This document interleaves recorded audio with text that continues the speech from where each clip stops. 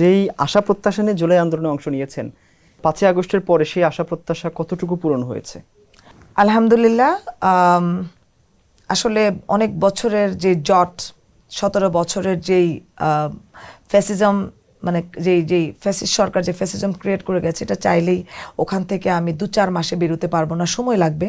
তবে 2.5 মাসে যদি আপনি তাকিয়ে দেখেন, আমি বলবো এটা পজিটিভ। ফ্যামিলি কার্ড যদি বলেন, কৃষকদের জন্য কার্ড বলেন, আপনি অবকাঠামোগত উন্নয়নের দিকে যদি তাকান, আপনি খাল খননের দিকে যদি তাকান, এত অল্প সময়ে এত কিছু হবে, এটা কিন্তু আমরা কখনোই পরিকল্পনা, মানে আমি দেখি নাই যে কোনো সরকার এরকম পরিকল্পনা নিয়ে বাস্তবায়ন করেছে। তো আমি মানে এটাতে আশাবাদী যে তারেক রহমান সাহেব যেহেতু বলেছেন এবং সেটি তিনি করে দেখাচ্ছেন। এর মধ্যে অনেকগুলো বিষয় আসে যে আমাদের যারা বিরোধী মত আছেন, দেখেন আন্দোলন সংগ্রামে আমরা একটা প্ল্যাটফর্মে দাঁড়িয়ে একসাথে ফ্যাসিস্ট বিদায় করেছি।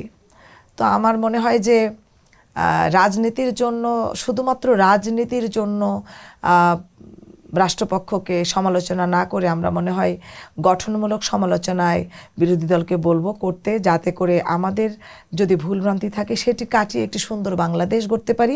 এখানেও আমরা এক প্ল্যাটফর্মে দাঁড়িয়ে সুন্দর বাংলাদেশ বিনির্মাণে ভূমিকা রাখতে চাই। আচ্ছা, এখানে আমার একটু বলার আছে, সেটা হচ্ছে যে বিরোধী দল নিয়ে আপনাদের অভিযোগ অনেক আছে। এবং আমি আপনাকে একটু আপনার কাছে জানতে চাই যে আমরা নির্বাচনের আগে দেখেছি যে ধর্ম দিয়ে ব্যবসা করা, তারপরে হচ্ছে যে মুক্তিযুদ্ধের ইস্যুগুলো টানা, এগুলো নিয়ে মানে জামায়াতকে ইস্যু করে আপনারা অনেক বক্তব্য দিয়েছেন। তো এগুলো কি শুধুমাত্র রাজনৈতিক কারণেই বক্তব্য, নাকি এই জায়গা থেকেও বের হওয়া উচিত কিনা? একটি মারলে পাটকেলটি খেতে হবে। আপনি অনেক অপরাধ নিয়ে জেকে বসে আছেন, আপনি আরেকটা দলকে শুধুমাত্র হেনস্থা করার জন্য, ভোটারদের মনোযোগ নষ্ট করার জন্য মিথ্যা প্রোপাগান্ডা, বিভ্রান্তি ছড়াচ্ছেন। তো আপনি চাইছেন আমি আপনার বিরুদ্ধে যেন না বলি, এটা কি কখনো হয়?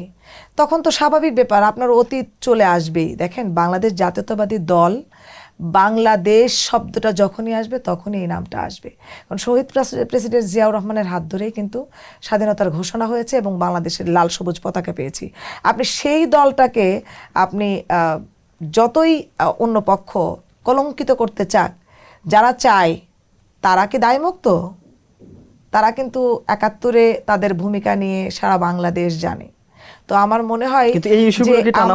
মনে হয় যে নিজের যে অবস্থাটা আছে, আগে বাংলাদেশের জনগণের কাছে তারা এটা পরিষ্কার করুক, তারা আসলে বাংলাদেশকে ধারণ করে কিনা। যদি সত্যি বাংলাদেশকে ধারণ করে, তাহলে এরকম কাদা ছোড়াছুড়ি রাজনীতি পরিহার করে গঠনমূলক রাজনীতি, যেই রাজনীতি বাংলাদেশের জন্য হবে, বাংলাদেশের মানুষের জন্য হবে এবং পরবর্তী জেনারেশন যেন এটাকে অনুসরণ করে সেই বাংলাদেশের জন্য তারা। তার মানে আপনার মুখ থেকে একটু শুনতে চাই যে তারা কাদা ছোড়াছুড়ি বন্ধ করলে আপনারাও বন্ধ করবেন। তারা কাদা ছোড়াছুড়ি করলে আমরা বন্ধ করব বলতে, বিষয়টা হচ্ছে আমরা কাদা ছোড়াছুড়ি করছি না। আপনি যখন কাদা ছোড়াছুড়ি করবেন, আপনার অতীত যেই সত্য ইতিহাসটা আমরা আপনাকে বারবার তুলে ধরে আয়নার সামনে আপনার চেহারাটা দেখাবো যে আপনার অতীতটা এমন, আপনার চেহারাটা কিন্তু এটা। তো আমার মনে হয় যে যত তাড়াতাড়ি আপনি আপনার জায়গায় সংশোধিত হবেন, আমরা আপনার ভুলভ্রান্তিগুলা খুব একটা খোঁচাখুচি করব।